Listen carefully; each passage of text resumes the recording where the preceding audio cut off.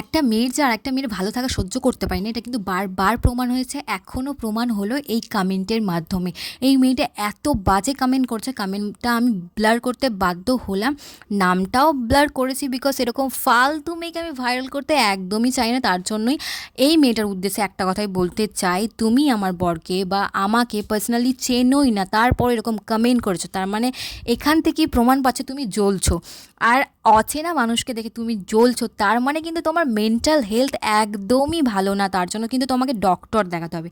আর বিশেষ করে আর একটা কথা বলার, যে তুমি আমার কমেন্ট বক্সে হাঁকতে আসছো তো, আর এটাই বলবো তুমি আমার বরের হাগার যোগ্যও না। তার জন্য বলছি, মুখ দিয়ে যদি তুমি হাঁকছো আমার কমেন্ট বক্সে না হেগে যেখান দিয়ে হাগার কথা সেখান দিয়ে হাগো, আর তুমি তোমার বাড়িতে আর ওই বাথরুমেই হাগো, তাহলে কিন্তু তোমার জন্য, তোমার বাড়ির লোকের জন্যও কিন্তু ভালো হবে।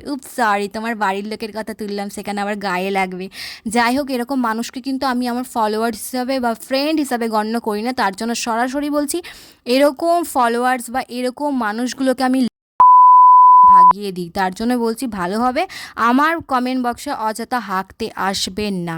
বাই দ্য ওয়ে, দিনটা খুব সুন্দর ছিল। 10K সেলিব্রেশন করতে গেছিলাম আমি আর আমার মানুষটা। আর যেই কথাগুলো বললাম, মানে যেই কমেন্টের রিপ্লাই আমি দিলাম, বাধ্য হলাম, কারণ এরকম খারাপ কমেন্ট দেখেও আমি চুপ করে থাকতে পারি না। হ্যাঁ, কখনোই পারি না। তার জন্য আমি রিপ্লাইটা দিলাম। আশা করি ভালোভাবেই সবাই সকলে জানবে, যারা এরকম কমেন্ট করো, মানে সব ভালোতেও তোমরা যে খারাপ কমেন্ট করো আমি বুঝতে পারি না কেন করো। তো তাই বলছি, অযথা যারা যারা আমার কমেন্ট বক্সে হাঁকতে আসছে ওই মেয়েটার মতো একদম হাঁকতে এসো না। নির্দিষ্ট জায়গায় হাঁকো, তাহলে কিন্তু খুবই ভালো হবে।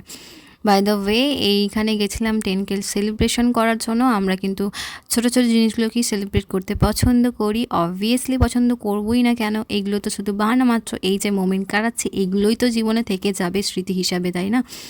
তো আমাকে যারা যারা সাপোর্ট করছো, আমাদের যারা যারা সাপোর্ট করছো, এভাবে সাপোর্ট করতে থেকো। তোমরা পাশে না থাকলে কিন্তু আমি কিছুই হতাম না, এখন যেটুকু হয়েছি।